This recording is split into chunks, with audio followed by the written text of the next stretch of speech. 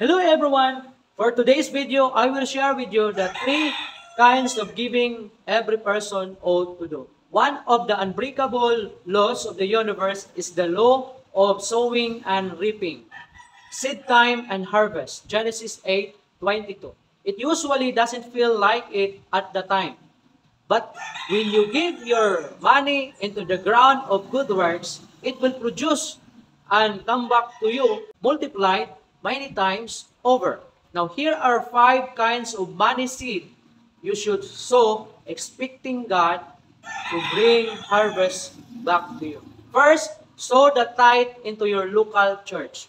A tithe is 1/10 of what you earn, and we are commanded in the scripture to give into the storehouse or where we receive our primary spiritual food, our church, Matthew 3:10.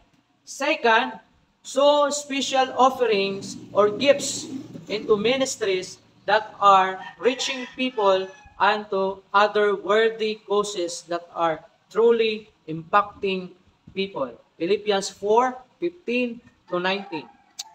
Third, sow into the lives of those who are poor and unable to provide for themselves. Proverbs 22, verse 9.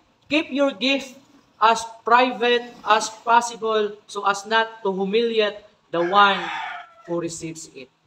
Thank you for watching and God bless everyone.